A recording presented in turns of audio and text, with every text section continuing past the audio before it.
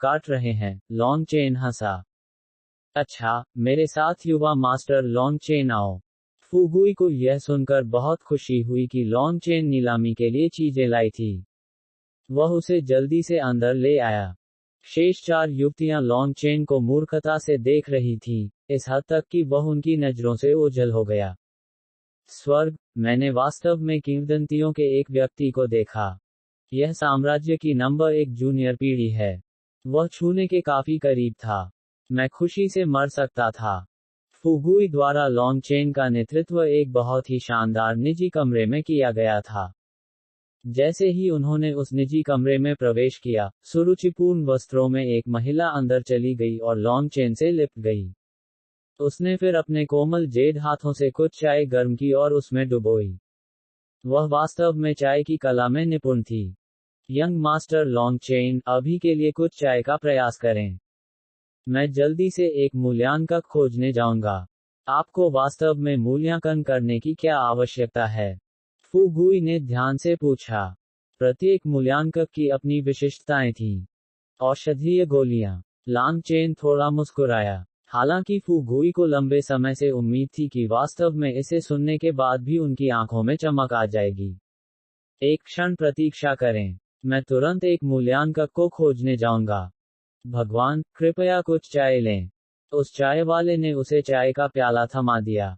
चाय डालने से पहले ही चाय की महक उड़ चुकी थी। अच्छी चाय। लॉन्ग चेन ने एक घूंट लिया।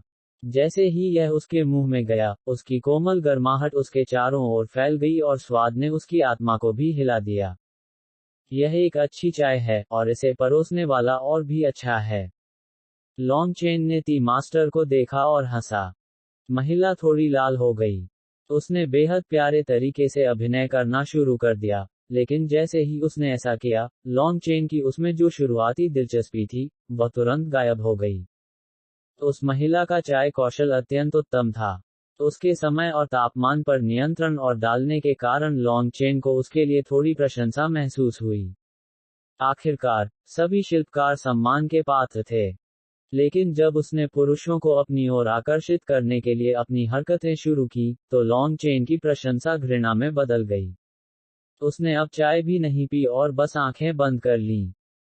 वह चाय वाला तुरंत शर्मिंदा हो गया। उसने नहीं सोचा था कि हजारों बार तराश ली गई उसकी तकनीक विफल हो जाएगी। वह वास्तव में लॉन्ग चेन को साम्राज्य की नंबर 1 हस्ती के रूप में नहीं पहचानती थी। वह पहले ही वह उम्र पार कर चुकी थी जहां वह सपनों के पीछे भागती थी। सौभाग्य से, फुगुई के 60 के दशक में एक वरिष्ठ के साथ लौटने से पहले वह अजीब माहौल लंबे समय तक नहीं रहा। उन दोनों के आते ही वह चाय वाला झट से पीछे हट गया। जब सीनियर अंदर आया, तो उसने तुरंत अपने सीने पर हाथ फेरा। यह शिष्टाचार की म्यागरों के लिए आरक्षित था। युवा मास्टर लॉन्ग चेन का अभिवादन। मैं कियान फूक दो हूँ, एक पिल अप्रेंटिस। कृपया मुझे कुछ संकेत दें। लॉन्ग चेन अवाक थी। एक व्यापारी ऐसे नाम के बहुत अनुकूल था। उन्होंने भी एक कीमियागर के शिष्टाचार के साथ जवाब दिया और कहा, वरिष्ठ बहुत विनम्र हैं। जब रिफाइनिंग पिल्स की बात आती है, तो वरिष्ठ अधिक अनुभवी होते हैं। उन दोनों के औपचारिक शिष्टाचार का आदान प्रदान करने के बाद, लॉन्ग चेन सीधे मुद्दे पर आ गया। इस बार, मैं कई औषधीय गोलियों की नीलामी करना चाहता हूं। नजर रखना। लॉन्ग चेन ने कियान फू को एक जेड बोतल सौंपी, और उसने ध्यान से इसे प्राप्त किया। उसने दस्ताने पहने और एक जेड प्लेट भी निकाली जिसमें उसने एक गोली डाली। ये है। जैसे ही उसने गोली देखी, वह बता सकता था कि यह एक मध्य श्रेणी की दूसरी श्रेणी की औषधीय गोली थी। लेकिन वह तुरंत हक्का बक्का रह गया क्योंकि वह वास्तव में इसे पहचान नहीं पाया था। हालांकि कियान फू की प्रतिभा सीमित थी और वह केवल एक पिल अप्रेंटिस था, उसने अपने जीवनकाल में अनगिनत औषधीय गोलियां देखी थीं। अन्यथा, कोई रास्ता नहीं था कि वह हुआयुन पवेलियन का प्रथम श्रेणी मूल्यांकन बन जाता। लेकिन अब सिर्फ एक दूसरी श्रेणी की गोली ने उन्हें स्तब्ध कर दिया था। उसने इसे हमेशा के लिए देखा, यहां तक कि कुछ छोटे परीक्षण उपकरण भी निकाल लिए। यदि आप इसे नोबलबिन नेट पर नहीं पढ़ रहे हैं, तो खेद है कि आप जो सामग्री पढ़ रहे हैं वह चोरी हो गई है। थोड़ी देर के बाद कियानफू की अभिव्यक्ति थोड़ी शर्मिंदा हो गई। वह नहीं जानता था कि यह गोली क्या थी, जो एक मूल्यांकक के रूप में उसके चेहरे पर एक तमाचा था। कियानफू का प्रदर्शन लांग चेन की अपेक्षाओं के अनुरूप था। यह फ्लैश बोन रिस्टोरेशन पिल उनकी पिल गॉड मेमोरी के अनुसार एक अत्यंत अज्ञात प्रकार की औषधीय गोली थी। लांग चेन को इसे संघनित करने के लिए 217 औषधीय अवयवों को परिष्कृत करना पड़ा। हो सकता है कि वे सामग्रियां इतनी कीमती न हों, लेकिन वह गोली सूत्र इस तरह से बहुत ही आश्चर्यजनक था कि यह एक अद्वितीय प्रभाव बनाने के लिए विभिन्न औषधीय अवयवों की ऊर्जा को जोड़ने में कामयाब रहा। कभी कभी केवल कुछ चीजें होती थीं जिन्हें परिष्कृत करने की आवश्यकता होती थी। कभी कभी केवल एक दर्जन सामग्री होती थी जिन्हें पाउडर में परिष्कृत करने की आवश्यकता होती थी, और फिर एक गोली को परिष्कृत करने के लिए विशिष्ट तरीकों से एक साथ मिलाया जाता था। लेकिन इस गोली की कठिनाई कुछ ऐसी थी जिस पर बहुत से लोग केवल विलाप ही कर सकते थे। जब उन्होंने फ्लैश बोन रिस्टोरेशन पिल को परिष्कृत किया, तो यह पहली बार था जब लॉन्ग चेन को पिल डाउ की व्यापक और गहन अनुभूति हुई। अलग अलग प्रभाव डालने के लिए विभिन्न औषधीय अवयवों को एक साथ परिष्कृत किया जा सकता है। सही संयोजनों और प्रक्रियाओं को खोजने में सक्षम होना एक ईश्वर जैसा शिल्प था। खांसी। अगर मैं गलत नहीं हूं, तो यह आश्चर्यजनक रूप से शानदार प्रभाव वाली एक चिकित्सा गोली होनी चाहिए। हालांकि वह गोली का नाम नहीं बता पा रहा था, फिर भी कियानफू इतने लंबे समय तक इसकी जांच करने के बाद भी इसके प्रभाव का पता लगाने में कामयाब रहा। वह एक अक्षम मूल्यांकक नहीं था। हालांकि वह यह नहीं बता पाए कि गोली का असर कितना शानदार था। उसका चेहरा बल्कि लाल था। अगर वह यह नहीं बता पाता कि इसका क्या असर होता, तो वह उसे नीलामी के लिए नहीं ला पाता। यदि वह भी इसके प्रभाव के बारे में स्पष्ट नहीं होता, तो क्या यह दूसरों को धोखा देकर नीलाम करने के समान नहीं होता? इससे हुयुन पवेलियन की प्रतिष्ठा को बहुत नुकसान होगा। कियानफू ने हुयुन पवेलियन के औषधीय गोली मूल्यांकक के रूप में 30 साल से अधिक समय बिताया था। उन्होंने अनगिनत ग्रंथों और अभिलेखों को पढ़ा था। वह तीसरी श्रेणी की गोलियां और नीचे अपने हाथ के पिछले हिस्से की तरह जानता था। लेकिन आज उनके भरोसे को पूरी तरह से गिरा दिया था। मुझे बेहद खेद है युवा मास्टर, लेकिन मैं इस औषधीय गोली का नाम बताने में असमर्थ हूं, और मैं इसकी सटीक औषधीय प्रकृति के बारे में स्पष्ट नहीं हूं। इसलिए हम इस गोली को स्वीकार नहीं कर सकते। लॉन्ग चेन ने इस पर ज्यादा प्रतिक्रिया नहीं दी। हालांकि फू गुई का चेहरा पूरी तरह से हरा था। अगर लॉन्ग चेन के पास नीलामी के लिए कुछ नहीं होता, तो उसका मुनाफा इस बार उड़ जाता। इस औषधीय गोली का नाम मांस हड्डी बहाली की गोली है। बाहरी घावों के इलाज के लिए यह एक अद्भुत दवा है। लॉन्ग चेन मुस्कुराए। मुझे वास्तव में खेद है, लेकिन यदि आप इसका नाम भी कहते हैं, तो भी हम इसे स्वीकार नहीं कर सकते। कियानफू ने एक बार फिर माफी मांगी। उसके पास और कोई चारा नहीं था, क्योंकि वह पूरे हुयुन पवेलियन की प्रतिष्ठा को जोखिम में नहीं डाल सकता था। आखिरकार ऐसा नहीं था कि जो कुछ उसने कहा वे उसे स्वीकार कर सकते थे। अगर जरा सी भी त्रुटि होती, तो कियानफू के भविष्य की सारी संभावनाएं डूब जातीं। कोई दिक्कत नहीं है। मुख्य बात यह है कि आप औषधीय गोली की सटीक प्रकृति का अनुमान लगाने में सक्षम नहीं हैं, है ना? मैं इसे आपको दिखा सकता हूं। लॉन्ग चेन हंसा। इसे हमें दिखाओ। कियानफू और फू गुई दोनों हैरान थे। इसके लिए क्षमा करें। लॉन्ग चेन ने अचानक एक लंबा ब्लेड निकाला और उनके हैरान भावों के सामने फू गुई पर उसे काट दिया। हर जगह खून बिखरा हुआ था। अध्याय 54 नीलामी।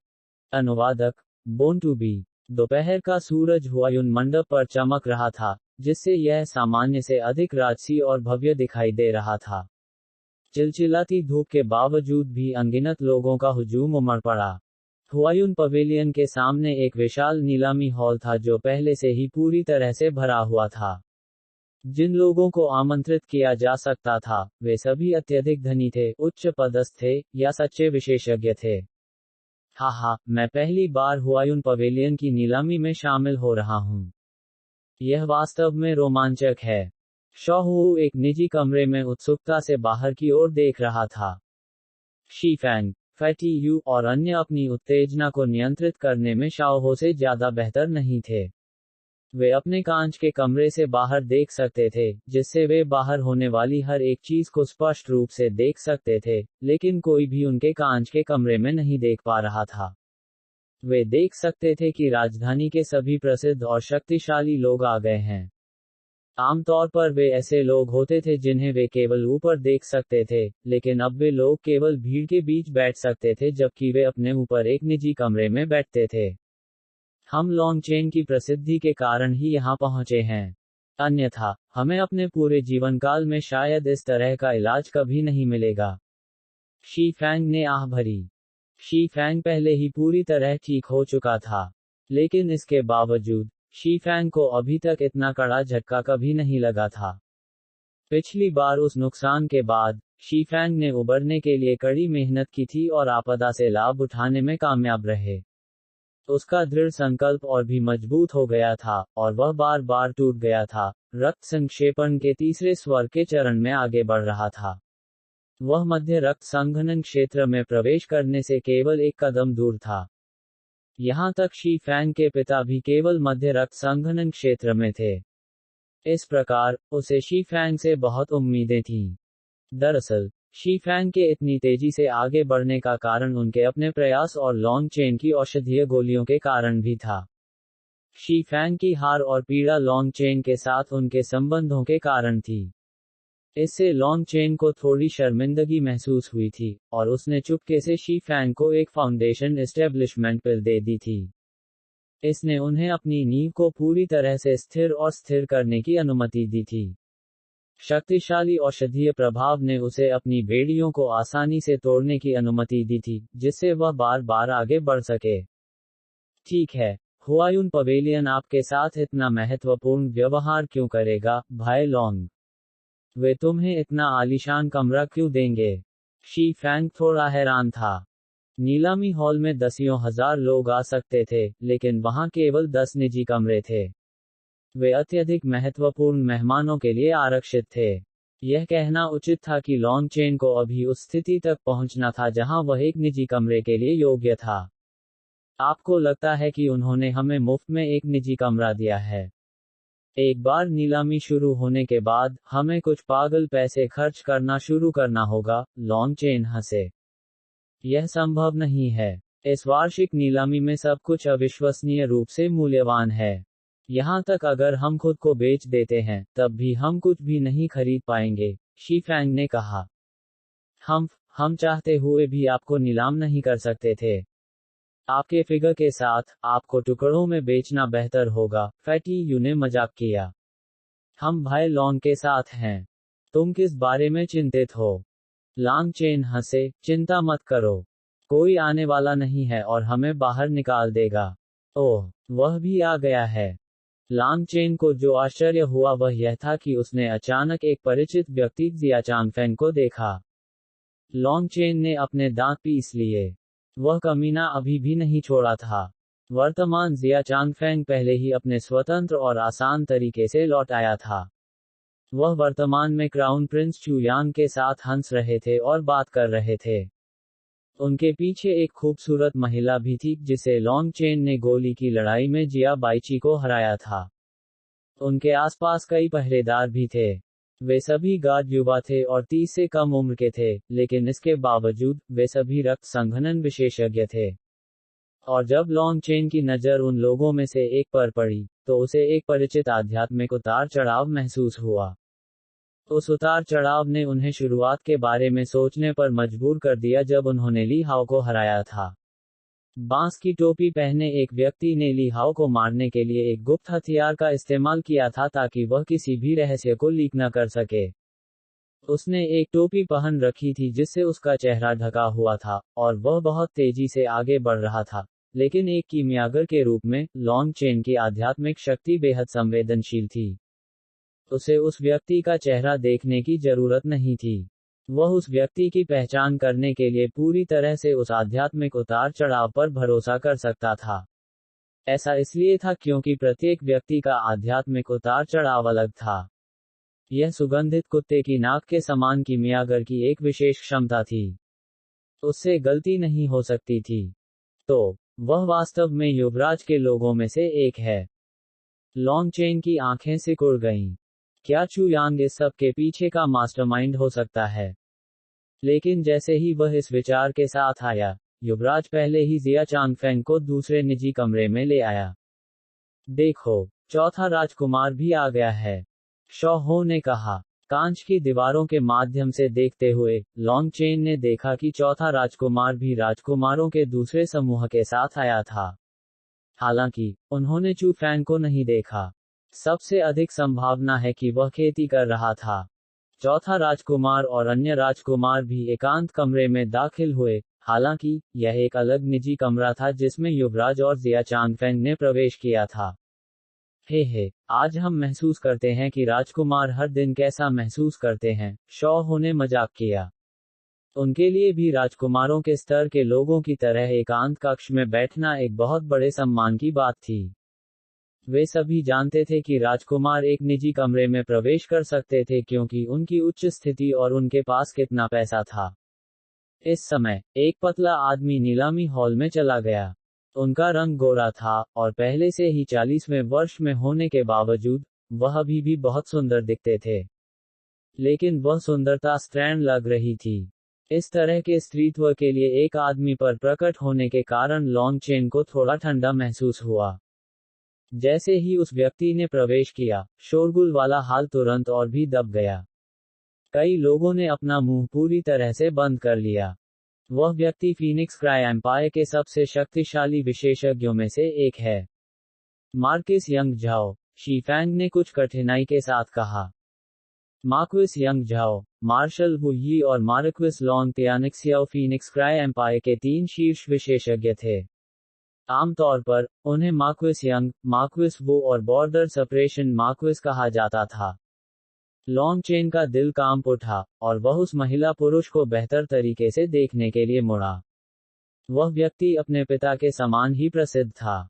उसी समय, उन्होंने याद किया कि चू याओ ने उन्हें मार्किस यंग के प्रशिक्षण के प्रभारी होने के बारे में बताया था। वह नहीं जानता था कि क्या यह वही व्यक्ति था जिसने उसे अपना डेक दिया था।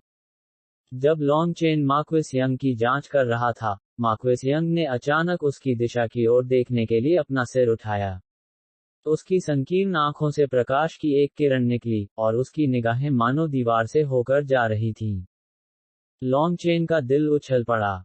उनकी धारणा वास्तव में तेज थी, जो फीनिक्स क्राई एम्पायर के शीर्ष विशेषज्ञों में से एक होने के योग्य थी। हालांकि वह गोलियों की खेती करने वाला नहीं था, लेकिन उसकी संवेदनशीलता और धारणा चौंकाने वाली थी। उनके निजी कमरे पर नजर डालने के बाद, मार्क्विस यंग ने अभिनय किया जैसे कि कुछ भी नहीं हुआ था और दूसरे निजी कमरे में चला गया। एक के बाद एक चौंकाने वाले लोग भी पहुंचे और उन्हें एक निजी कमरे में प्रवेश करने दिया गया। शी फैंग के अनुसार, उन लोगों में एक अमीर व्यापारी के साथ साथ कुछ अधिकारी भी शामिल थे। लॉन्गचेन ने सिर हिलाया। वायुन पवेलियन की नीलामी केवल दुर्लभ, महंगी वस्तुओं के लिए थी। ऐसे उच्च अंत वाले ग्राहकों का होना उनके लिए पूरी तरह से सामान्य था।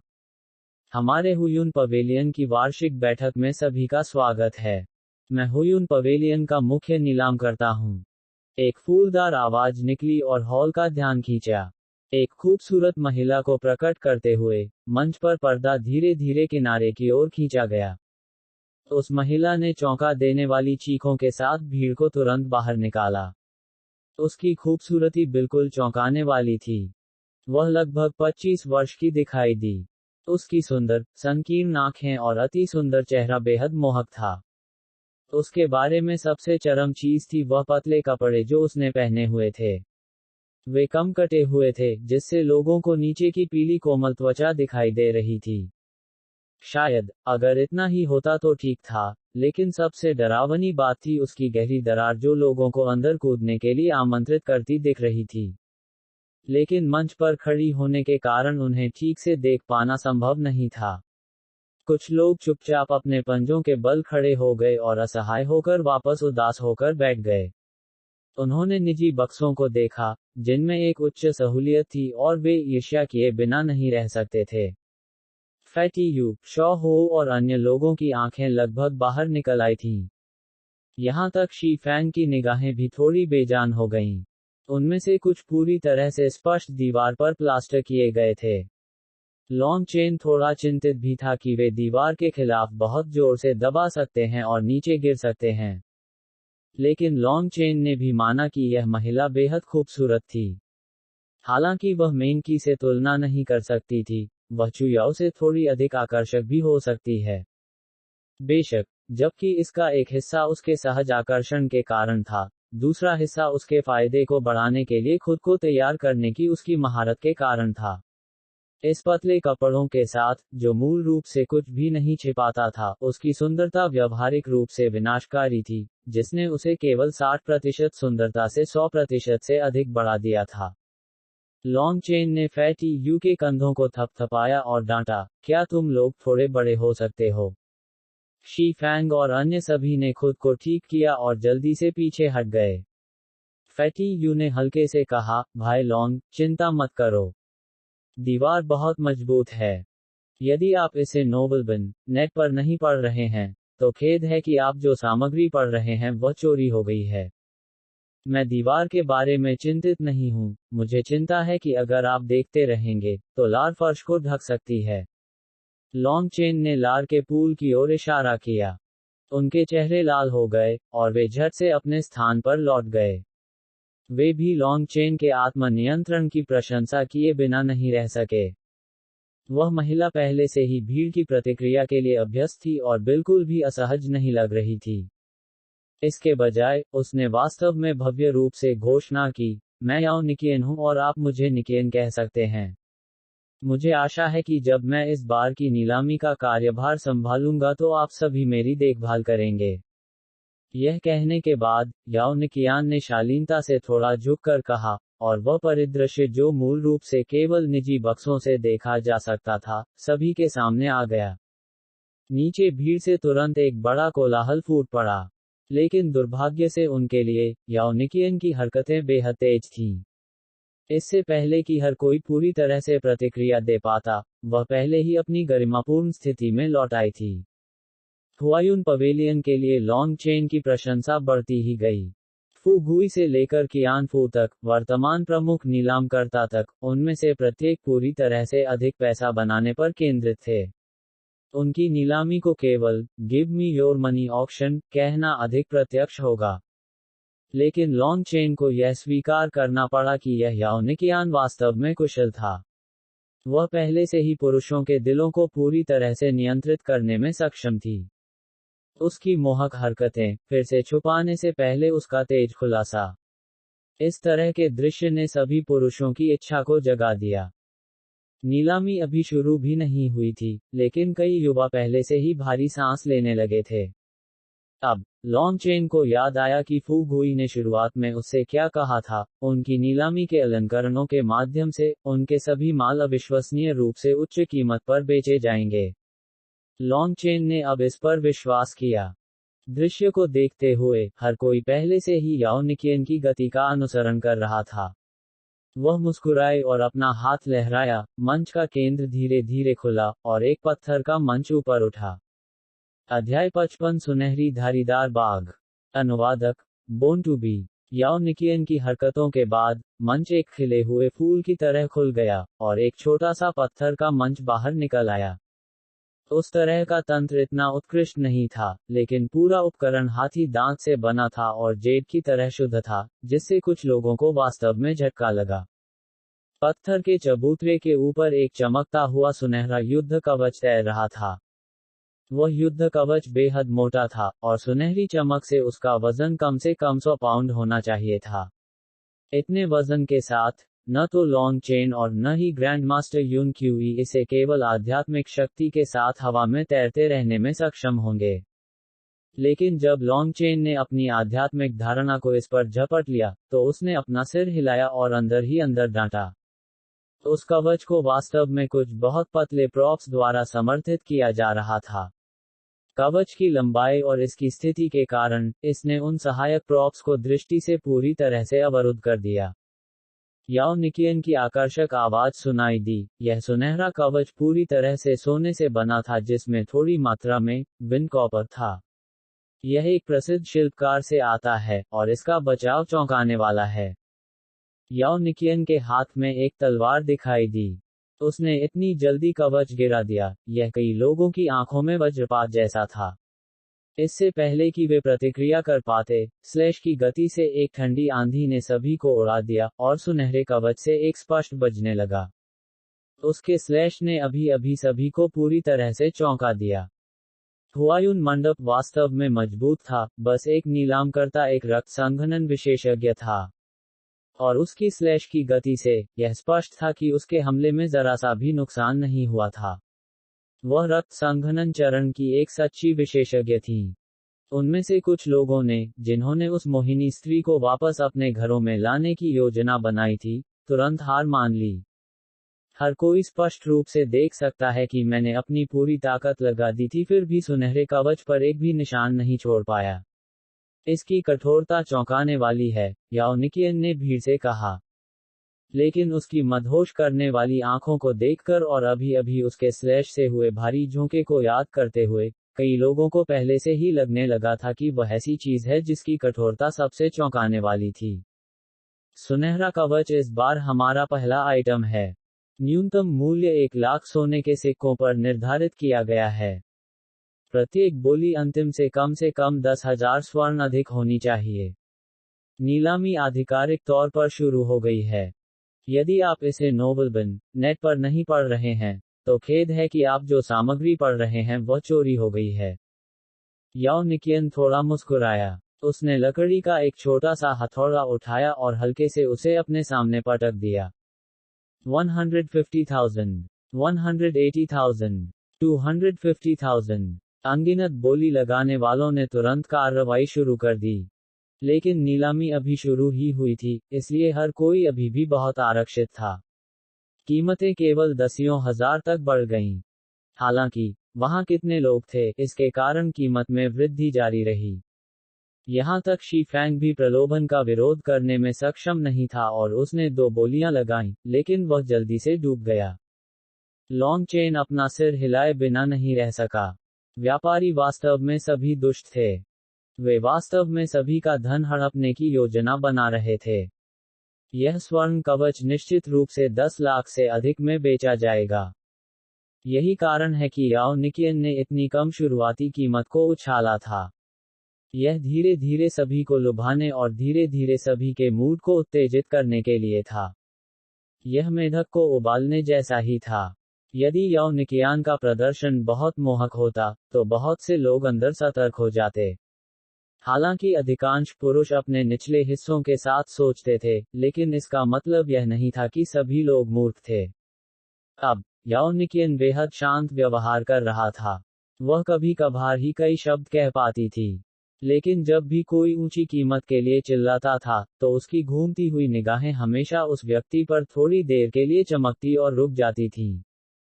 शी फैंग को छोड़ दो। वह चीज निश्चित रूप से सस्ती नहीं है। शुरुआती कीमत से मूर्ख मत बनो, लांग चेन ने सलाह दी। हालांकि वह सुनहरा कवच नीलामी के लिए अच्छा लग रहा था, और इसका बचाव अकाट्य था, यह वास्तव में उतना व्यवहारिक नहीं था। यह केवल छोटी लड़ाइयों में उपयोगी था। इतने बड़े युद्ध में कौन ऐसा भड़कीला कवच धारण करेगा? और यदि आप अन्य समयों में इतना बोझिल भारी कवच हैं, तो आप मृत्यु की मांग कर रहे होंगे। और यहाँ तक अगर यह एक छोटी सी लड़ाई थी, अगर आप पर्याप्त मजबूत मार्शल शक्ति के बिना इस तरह के चमकदार कवच को पहनते हैं, तो यह भी मौत की मांग करने से अलग नहीं होगा। सेनाओं के बीच लड़ाई में मुख्य आशा विरोधी अधिकारियों को मारने की थी। कुछ भड़कीला पहनना अनिवार्य रूप से परेशानी को आकर्षित करेगा। सच कहूं तो यह कवच सिर्फ दिखावे के लिए था। यदि यह वास्तव में कुछ अच्छा था, तो हुयुन पवेलियन इसे पहले आइटम के रूप में सामने लाने के लिए पर्याप्त मूर्ख नहीं होगा। आमतौर पर, नीलामी की जाने वाली पहली वस्तु नीलामियों के लिए हमेशा सबसे कठिन होती थी। इसे लोगों का ध्यान आकर्षित करना था, लेकिन यह बहुत महंगा नहीं हो सकता था। अन्यथा, यह इसके बाद की वस्तुओं पर नकारात्मक प्रभाव डाल सकता है। और इस प्रकार, यह स्वर्ण कवच, जो विस्मय प्रेरक प्रतीत होता था, फिर भी अधिक उपयोगी नहीं था, नीलामी शुरू करने के लिए चुना गया था। जैसा कि अपेक्षित था, इसने काफी लोगों को आकर्षित किया। शी फैंग ने लॉन्ग चेन को सुनने के बाद उसे भी छोड़ दिया। मूल रूप से, उन्होंने सोचा था कि 1 लाख की शुरुआती कीमत के साथ, उन्हें इसे 3 लाख से कम में प्राप्त करने में सक्षम होना चाहिए। उसने दूसरे के छल कपट के बारे में नहीं सोचा था। कुछ ही सांसों के समय में, सुनहरे कवच की कीमत पहले ही 8 लाख से अधिक हो चुकी थी। और इसके अलावा, बोलियां अभी रुकनी बाकी थीं। इससे शी फैंग ने इस पर कोई भी विचार पूरी तरह से छोड़ दिया। लानत है, क्या ये भी अब लोग हैं? वे इतना पैसा कैसे खर्च कर सकते हैं? शोहू गटक गया। यहाँ आमंत्रित किए जाने के योग्य सभी लोगों के पास अतिरिक्त नकदी है। बस पहली वस्तु इस प्रकार है। मैं कल्पना भी नहीं कर सकता कि बाकी वस्तुओं के लिए बोली किस तरह की तीव्रता तक पहुंचेगी, फैटी ने आह भरी। यद्यपि वे सभी कुलीन उत्तराधिकारियों के रूप में कुलीन वर्ग का हिस्सा थे, फिर भी वे सोने के सिक्कों की मात्रा पर खर्च किए जाने पर अवाक थे। जब लॉन्ग चेन ने ली हाओ के साथ लड़ाई की थी, तो उनके समूह में सबसे अधिक पैसा वाला व्यक्ति फैटी यू था। उसने बचपन से ही अपना सारा पैसा जमा कर रखा था और अभी भी उसके पास 80,000 सोने के सिक्के ही थे। जैसे ही वे आहें भर रहे थे, सोने के कवच की बोली आसानी से 1 लाख सोने के सिक्कों से टूट गई।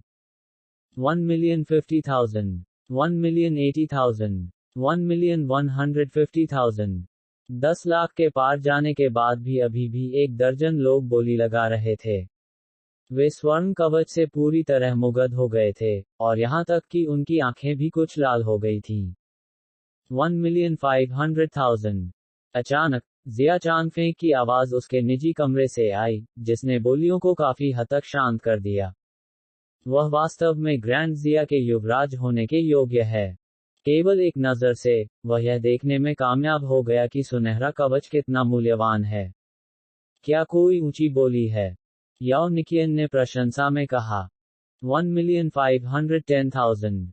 एक अधेड़ आदमी चिल्लाया। 1,800,000। जिया चांगफेंग की आवाज अभी भी हमेशा की तरह शांत थी, जिससे यह आभास होता था कि वह बस खेल रहा था। उनकी आवाज दूसरों को असहज महसूस कराती थी। उस अधेड़ आदमी का चेहरा कुछ भद्दा हो गया। सिर हिलाते हुए उसने बोली लगाना जारी नहीं रखा। यह स्पष्ट था कि 1,800,000 सोने के सिक्के पहले ही उसकी अधिकतम राशि को पार कर चुके थे। 1,800 एक बार जा रहे हैं।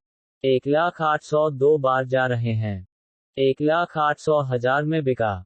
ग्रैंड जिया के राजकुमार को बधाई।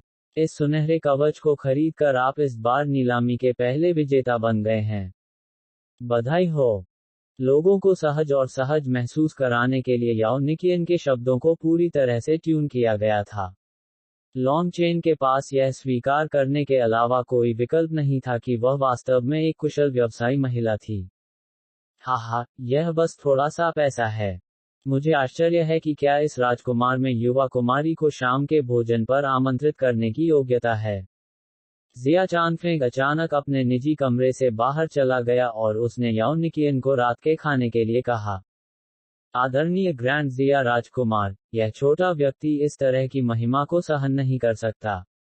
हालांकि, अब इसके बारे में बात करने का समय नहीं है, याओ निकियन हंसे। यह राजकुमार बहुत कठोर था। कृपया जारी रखें, जिया चांगफेंग उदासीनता से मुस्कुराया। वह आत्मविश्वास और सहजता के साथ अपने निजी कमरे में लौट आया। लॉन्ग चेन के चेहरे पर एक तिरस्कारपूर्ण मुस्कान आ गई जब उसने जिया चांगफेंग को देखा। सिर्फ अपनी बुद्धिमत्ता से, उसने याओ निकियान जैसी कुशल महिला के साथ बुद्धि की लड़ाई करने का साहस किया। दूसरी वस्तु बाहर लाई गई, और जैसा कि लॉन्ग चेन ने उम्मीद की थी, यह उस सुनहरे कवच की तरह आकर्षक लेकिन बेकार वस्तु नहीं थी। यह आइटम वास्तव में आकर्षक नहीं था, यह भूमि के एक भूखंड के लिए एक विलेख था। लॉन्ग चेन को इसके बारे में ज्यादा जानकारी नहीं थी, लेकिन जब यह काम बाहर लाया गया तो काफी हंगामा हुआ। ऐसा लगता था कि वास्तव में कुछ लोगों के लिए विलेख काफी आकर्षक था।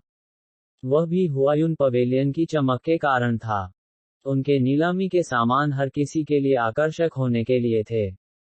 नीलामी में आने वाले हर व्यक्ति को कुछ न कुछ ऐसा मिल ही जाता है, जिसमें उनकी रुचि होती है। नीलाम की जा रही विविध वस्तुओं को केवल एक वर्ष की बचत करने के बाद ही उनके द्वारा एकत्र किया गया था, और उनके लिए इस तरह की नीलामी तैयार करने के लिए स्वाभाविक रूप से बहुत अधिक जनशक्ति की आवश्यकता थी। बोली प्रतियोगिता के बाद उस सौदे को एक अमीर व्यापारी ने 80 मिलियन सोने के सिक्कों के लिए जीता था। जब उसने इसे प्राप्त किया तो वह खुशी से पागल हो गया। ऐसा लग रहा था कि उसने लाभ कमाया है। अन्य 3 आइटम निकाले गए।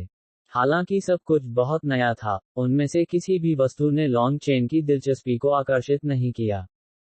लेकिन जिस चीज ने लॉन्ग चेन को चौंका दिया वह छठा आइटम था। यह वास्तव में एक जीवित प्राणी था। एक युवा बाघ पिंजरे में बंद था। यह 5 फुट लंबा था, लेकिन इसके फर से साफ पता चल रहा था कि यह अभी अभी पैदा हुआ है। इसकी आंखें खुली हुई थीं, और यह अत्यंत मनमोहक लग रही थी। दूसरा रैंक जादुई जानवर गोल्डन स्ट्राइप टाइगर। इसके फर पर विशेष सुनहरी धारियां उगती हैं और एक बार जब यह पूरी तरह से विकसित हो जाती है तो यह बेहद खूबसूरत दिखाई देगी। मुझे यकीन है कि हर कोई जानता है कि दूसरी रैंक के जादुई जानवरों में गोल्डन स्ट्राइप टाइगर को वश में करना सबसे आसान है। दूसरे शब्दों में, बिना साधना आधार वाला भी कोई इसे बढ़ा सकता है। गोल्डन स्ट्राइप टाइगर अपने जीवन काल में केवल 5 बार ही संभोग करता है, इसलिए यह शिशु बहुत कीमती है। इस दुर्लभ अवसर का सभी को लाभ उठाना चाहिए। 5 लाख सोने के सिक्कों की बोली शुरू करने वाला शिशु गोल्डन स्ट्राइप टाइगर। जैसे ही उसने बोलना बंद किया, बोली लगाते ही भीड़ पागल हो गई। 600,000, 800,000, 1,100,000। एक बार जब एक शिशु दूसरे दर्जे का जादुई जानवर बड़ा हो जाता है, तो यह रक्त संघनन विशेषज्ञ के बराबर होगा। इसके अलावा, इसकी युद्ध क्षमता अधिकांश रक्त संघनन कल्टीवेटरों से भी अधिक होगी। कौन लुभाएगा नहीं? धिक्कार है। मैं वास्तव में इसे चाहता हूं, लेकिन कीमत निश्चित रूप से आसमान छू रही है। शी फैंग ने शायद ही कभी शाप दिया हो, लेकिन इस बार वो कुछ नहीं कर सका। गोल्डन स्ट्राइप टाइगर बहुत ही आकर्षक था। ये सिर्फ शी फैंग नहीं था, लॉन्ग चेन को भी लुभाया गया। उस समय, उन्होंने विशेष रूप से मेंकी के जादुई जानवर की प्रशंसा की थी। हालांकि वह बीस्ट टैमर नहीं था, लेकिन जब तक वह उस पर भरोसा करने के लिए इस जादुई बीस्ट को खड़ा करता, तब तक वह इसका इस्तेमाल लड़ाई के लिए भी कर सकता था। मौजूदा कीमत पहले ही 1,500,000 से टूट चुकी थी जब लॉन्ग चेन अचानक चिल्लाया, 3 मिलियन। लॉन्ग चेन ने तुरंत कीमत दोगुनी कर दी, जिसके कारण कुछ लोगों ने हार मान ली। 30 लाख पहले। हेलो दोस्तों, आप लोगों का स्वागत है हमारे channel story by DK FM पर। दोस्तों, अगर हमारे चैनल पर नए हो तो सब्सक्राइब कर लो हमारे channel story by DK FM को, क्योंकि स्पिरिट वर्ल्ड और सुपर योद्धा ध्रुव रिटर्न हमारे ही चैनल पर सबसे पहले आता है। हेलो दोस्तों, आप लोगों का स्वागत है हमारे channel story by DK FM पर। दोस्तों, अगर हमारे चैनल पर नए हो तो सब्सक्राइब कर लो हमारे channel story by DK FM को, और दोस्तों वीडियो पर लाइक और कमेंट भी कर दिया करो ताकि हमें पता चल सके कि आप लोगों को ये स्टोरी कैसा लग रहा है। सुपर योद्धा ध्रुव रिटर्न के असली एपिसोड आपके YouTube channel story by DK FM, जिसमें लगभग 10,000 सब्सक्राइबर हैं, और टेलीग्राम चैनल ध्रुव रिटर्न सीजन 4 पर अपलोड होते हैं। अगर आप लोग दूसरे चैनलों पर एपिसोड सुन रहे हो तो उस चैनलों को अनसब्सक्राइब कर दो और मेरे channel YouTube channel story by DK FM, जिसमें लगभग 10,000 सब्सक्राइबर है, और टेलीग्राम चैनल ध्रुव रिटर्न सीजन 4 से जुड़ने की कोशिश करो ताकि आप ओरिजिनल एपिसोड और सबसे पहले एपिसोड पा सको।